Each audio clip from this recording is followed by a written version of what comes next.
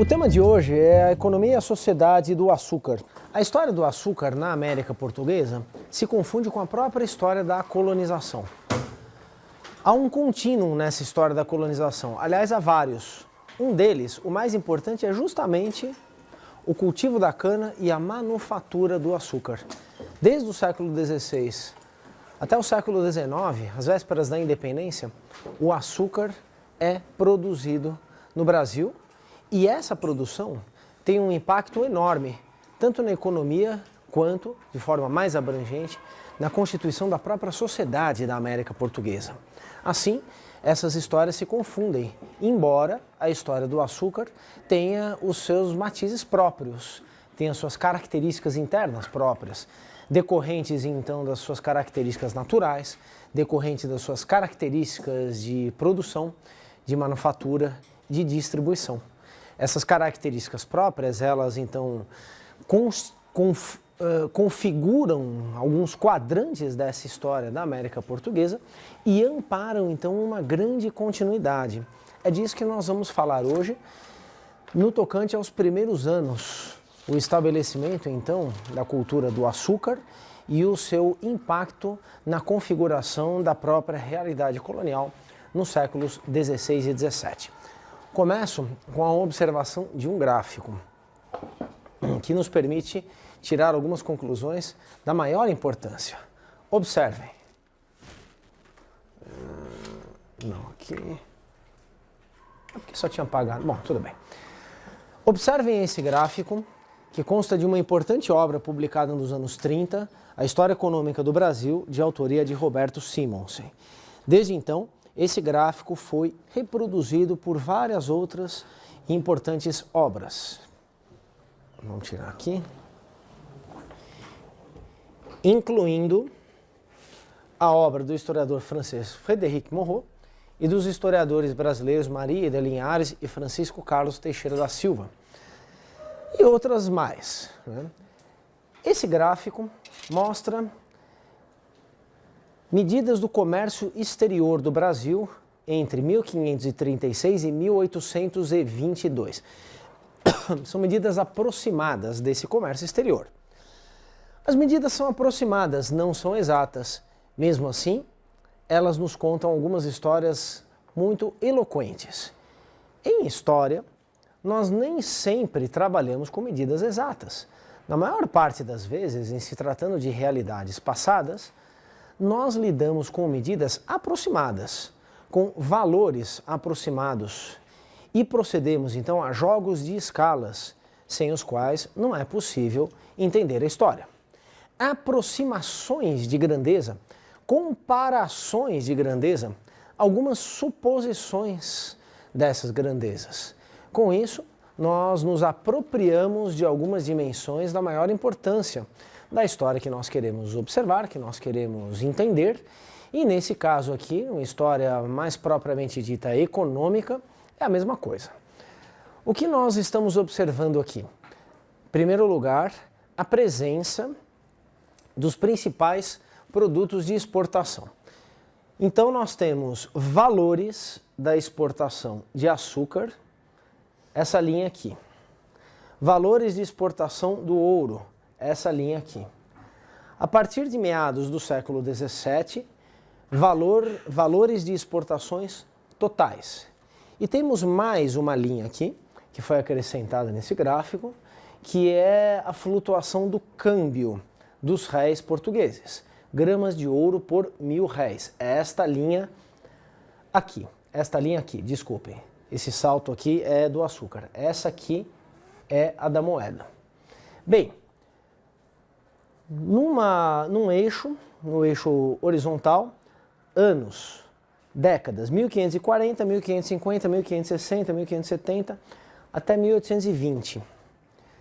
No eixo vertical, dois valores. Essa primeira coluna, né, 10, 9, 8, 7, 6 gramas de ouro a cada 1.000 réis. Valor da moeda, portanto, né? Temos então a medida do câmbio português. 10, 9, 8, 7, 6, 5 gramas a cada 1.000 réis. E nesta coluna mais da direita, libras esterlinas, milhões de libras esterlinas, para então mensurarmos o valor dessas exportações. Então há um cruzamento do valor da moeda com o valor das exportações. Nós vamos analisar aqui o valor das exportações.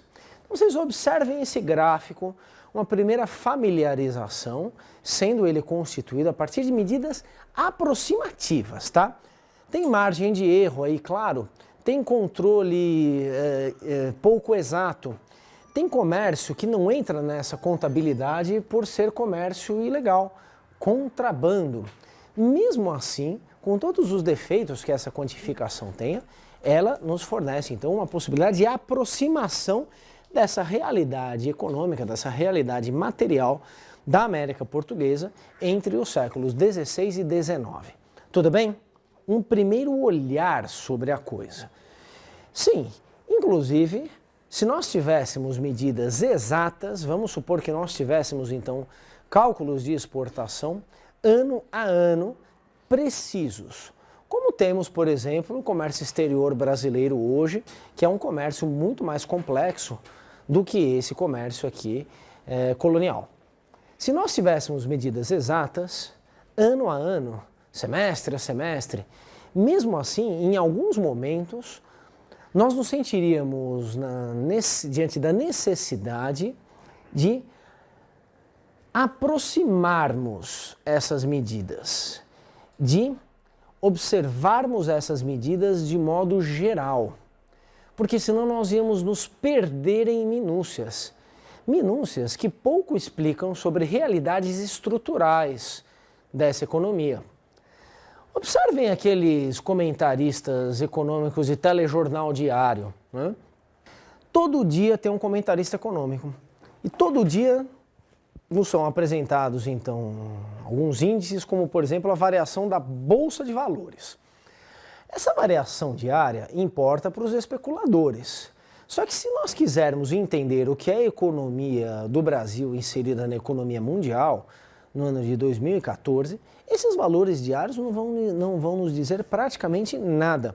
Eles estão sujeitos a variações em decorrência de fatores históricos de baixo impacto, a não ser que ocorra algo realmente significativo que imprime então uma tendência. Mas essa tendência só pode ser observada numa escala maior do que dessas flutuações diárias. Estou dizendo então que mesmo se essas medidas fossem bastante precisas e nós nos aproximássemos delas com uma lupa, nós precisaríamos nos distanciar em alguns momentos. Preferiríamos então as medidas aproximadas para observarmos grandes movimentos que só são discerníveis em média ou em longa duração. Tudo bem até aqui? Vamos então aproveitar a inexatidão dessas medidas e tirar algumas conclusões que, não obstante as suas possíveis revisões face a cálculos mais precisos, não implicariam revisões radicais. Então são conclusões que lidam com essa aproximação desses cálculos e ao mesmo tempo se aproveita da possibilidade de observá-los em média e em longa duração. Vejamos, uma primeira conclusão. Desde que começou a ser produzido na América Portuguesa, na década de 1530, o açúcar jamais deixou de ser produzido, jamais deixou de ser exportado. Ele sempre desempenhou um papel relevante na pauta de exportações da colônia. Sempre esteve aqui plenamente visualizável num gráfico como esse daqui. Então, o açúcar nunca deixou de ser produzido, nunca deixou de ser exportado. Não há nenhuma interrupção desde o seu início na década de 1530 até ali as vésperas da independência. Claro, o açúcar continua, mas o Simonsen cortou aqui propositadamente a sua observação com o fim dessa América Portuguesa, com a independência do Brasil. Ele já trataria como uma economia nacional. Primeira observação. Segunda observação, o ouro, claro, surge num determinado momento. Ele surge então no final do século XVII, as primeiras descobertas de jazidas nas Minas Gerais ocorrem nessa época. Existia um pouco de ouro descoberto em outras regiões, mas não era um ouro significativo para conformar a realidade socioeconômica de uma determinada região e para exercer impacto nessa pauta de exportações. O ouro realmente importante, em termos de observação geral da economia colonial, será o ouro das Minas Gerais. Ele começa então a ser extraído, ele começa a ser exportado no final do século XVII e vai também, junto com o açúcar, até o começo do século XIX. Bem, as exportações totais mostram uma variação interessante. De início, nós temos que a somatória dessas exportações totais excede um pouco o açúcar. Vocês observam até aqui, ó, essa curva bem paralela, na verdade uma reta, né? Bem paralela aqui, enfim, na segunda metade do século XVII, mostra que quando tem início, então, a mensuração dessas exportações totais, no gráfico, elas excedem um pouco as exportações de açúcar. Nessa segunda metade do século XVII, o açúcar é avassaladoramente preponderante. Correto? Tem algo a mais. Mas a imensa maioria dos valores dessa exportação são em decorrência do açúcar. Mas a partir do século XVIII, há um distanciamento. Na verdade, uma tendência já apontada no final do século XVII, nas duas últimas décadas do século XVII, pois as exportações totais começam a subir, né? Não obstante o açúcar declinar até 1710, depois ter uma recuperação razoável, mas quando já as exportações totais conhecem um aumento muito mais significativo, muito mais intenso do que essa exportação de açúcar. Claro, porque aí entra na pauta o ouro. Temos então que somar ouro mais açúcar para entendermos essas exportações totais. Estão acompanhando? Até aqui tudo bem? Pois bem, não é necessário muito esforço para perceber que no final do século XVIII, aqui a partir de 1780, um pouco antes, a somatória de ouro e de açúcar não alcançará a somatória das exportações totais. Observem aqui, por exemplo, ó, isto aqui é ouro, isto aqui é açúcar. Ouro mais açúcar chega até aqui, ó, no final do século XVIII. E esse restante aqui, né, esse distanciamento entre somatória de açúcar e ouro e exportações totais no final do século XVIII indica uma complexificação da economia exportadora colonial nesse período. Há uma diversificação de produtos, há uma diversificação de culturas, há um desenvolvimento agrícola muito significativo que tem a ver com as políticas reformistas levadas a cabo pelos governos de Dom José I e Dona Maria I na segunda metade do século XVIII. Então a economia colonial, nesse final do século XVIII, já é bem mais do que a somatória de açúcar e ouro, pelo menos em termos dos valores de exportação, que é um indicativo relevante. Nós não temos aqui quantidade de produção, nós não temos aqui rubricas diferentes dessa produção, dessa exportação. Nós temos valores. Em termos de valores, percebemos uma complexificação dessa economia no final do século XVIII. Em cada um desses momentos, nós podemos identificar elementos de conjuntura internacional, de dinâmica da própria colonização, acontecimentos que exercem impacto sobre esses comportamentos de açúcar, de ouro e das exportações totais. O mesmo poderia ser dito aqui, um exemplo preliminar, no tocante ao valor da moeda portuguesa. Por que ela declina, então, abruptamente aqui a partir de 1640, né? É a independência portuguesa da Espanha, é a restauração portuguesa em 1640, que faz com que Portugal e seu império iniciem então um período de grandes dificuldades políticas e econômicas que se estenderá até o começo do século XVIII. Essa desvalorização tem a ver então com a reinserção de Portugal e do seu império numa posição plenamente desfavorável da competição internacional. Mas nós poderíamos então aqui tentar entender por que a partir de 1580 até 1590, 1595, há uma subida num coeficiente bastante diferenciado das exportações de açúcar, do valor das exportações de açúcar, em relação a essa subida tímida, essa subida, enfim, pouco perceptível que vinha ocorrendo nas décadas anteriores, até que, a partir de 1590 e poucos, há uma subida abrupta.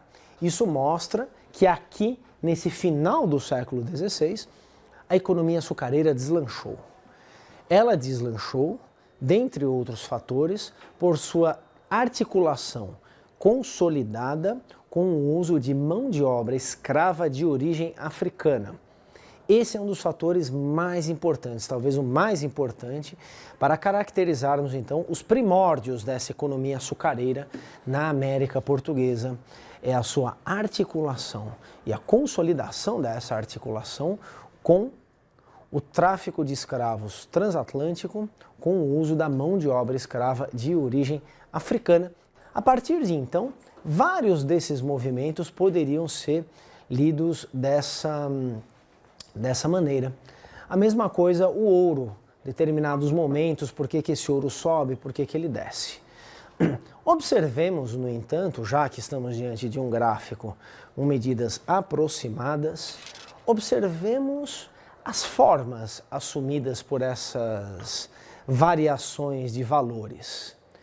O açúcar começa subindo até 1580, sobe num coeficiente mais acentuado a partir daí até as vésperas do século XVII, quando então tem uma grande subida.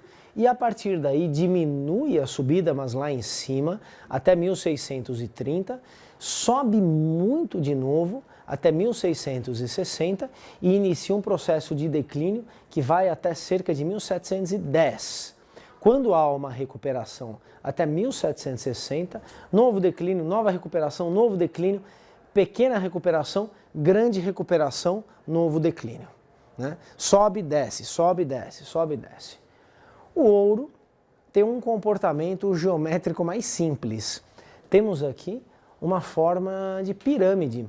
Começa então já fortemente no final do século XVII, com uma inclinação grande, né, um coeficiente de crescimento grande, deslancha a partir de 1700 e vai subindo então em valores de exportação até 1760, quando começa então um declínio sensível, um declínio comparável à própria ascensão. Esse declínio é atenuado a partir de 1775, mais ou menos.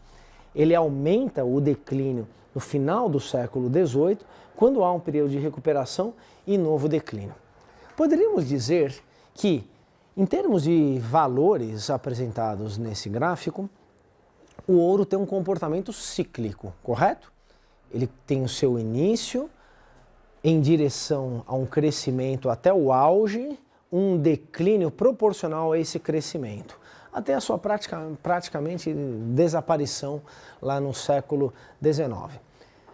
O ouro tem um comportamento cíclico, mas e o açúcar? Tem um comportamento cíclico? Não, não o vejo assim. Poderíamos dizer que ele tem um comportamento aparentemente cíclico até 1710, 1715, mas logo ele torna a crescer. E mesmo quando ele declina no século XVIII, os valores de exportação do açúcar são sempre maiores que os valores de exportação do ouro. Não é verdade? Vamos admitir que haja algum erro nos cálculos que subsidiaram então a confecção desse gráfico.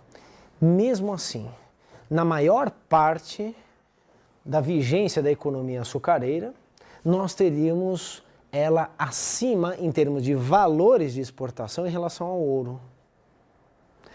O açúcar nunca desaparece, nunca deixa de estar por cima dessa economia colonial. Está sempre, ou quase sempre, acima do ouro em termos de valores de exportação. Pergunta: esse gráfico, então, com suas eventuais imprecisões, mas com sua capacidade de aproximação por meio de um jogo de escalas dessa realidade econômica, esse gráfico nos incentiva a reprodução daquela tradicional, convencional ideia de que a economia colonial se divide em ciclos. Primeiro um ciclo do pau-brasil, depois um ciclo do açúcar, o ciclo do ouro, finalmente o ciclo do café. Bem, o ouro pode ser chamado de um ciclo, desde que não o seja em relação ao açúcar. Essa concepção cíclica, então, da economia colonial enseja uma concepção equivocada de sucessão de gêneros coloniais, como se a ascensão de um correspondesse ao declínio de outro. Se nós, então, confinamos a história do açúcar na América Portuguesa aos limites de um suposto ciclo açucareiro, estaremos distorcendo a compreensão da realidade econômica de muitos períodos dessa história. A ideia de sucessão de ciclos não faz sentido. É uma simplificação excessiva da realidade. É uma simplificação apressada dessa realidade. É fácil a gente guardar na nossa cabeça essa sequência, mas essa sequência não é capaz de descrever de modo satisfatório, sequer de um modo preliminarmente satisfatório, o comportamento dessa economia colonial. O açúcar é uma constante, mesmo nas suas inconstâncias. O ouro cresce, chega ao auge e desce. O açúcar apresenta subidas e descidas por todo o período e está sempre, por todo o período da mineração, e está sempre presente na história dessa América Portuguesa.